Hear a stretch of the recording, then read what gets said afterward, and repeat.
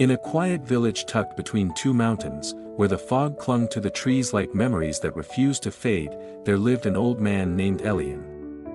He was a lantern maker, the last in a line of craftsmen who shaped not just metal and glass, but stories and silence into light. His workshop was small, cluttered with dust and decades.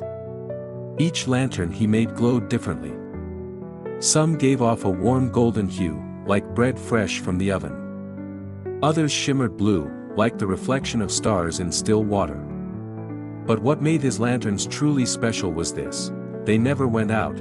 As long as the owner carried a kind heart, children whispered that Elian had made a lantern once for a bird who had lost its way in a storm. The bird, they said, carried it in its beak until it found home again. Elian never confirmed or denied such tales. He simply smiled the way people do when they've lived long enough to know that some truths are better left in wonder. One gray morning, a traveler came to the village. She was young, wrapped in a coat too thin for the cold. Her eyes were sharp, but her spirit looked tired, like a flame that had danced too long in the wind. She entered Elian's shop and asked, "Do you sell light for people who are lost?" Elian nodded, "Only if they are willing to carry it." The traveler looked confused. "I have been to temples, to cities, to places where wisdom hangs from the lips of teachers. I have found answers, but no peace. I don't know what I'm looking for anymore." Elian didn't respond right away. He poured her a cup of tea that smelled like dried citrus and autumn. "You're not looking for answers," he said at last. "You're looking for roots." The traveler frowned. "But I'm not from here." "No," he said gently. "But peace doesn't grow from soil. It grows from stillness." He gave her a lantern, small, made of dark bronze, with a glass window that shimmered softly even without a flame. "It's not lit," she said. That he handed her a single match. "You may light it when you find something worth keeping." And so, the traveler set off, lantern in hand. She walked through forests where trees sang with wind, across cities buzzing with noise, and through valleys so silent they made her heart ache. Everywhere she went, people noticed the unlit lantern. Some laughed. Some offered her coins. Some tried to trade it for things that glittered louder. She refused. One night, in a town near the sea, she came upon a little boy sitting alone by a fountain. He was crying, but not loudly, the kind of quiet cry that comes from being forgotten, not just hurt. She sat beside him. "What's wrong?" "My father left. He said he'd return before the Lantern Festival. But it's today." She didn't know what to say. So she did the only thing she could: she stayed.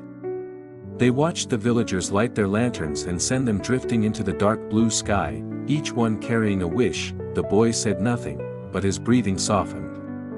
He leaned gently against her arm. And in that moment, her fingers felt warm. She looked down. The lantern was lit. A quiet golden light pulsed inside it, steady and calm. She didn't understand how it happened, but she felt it.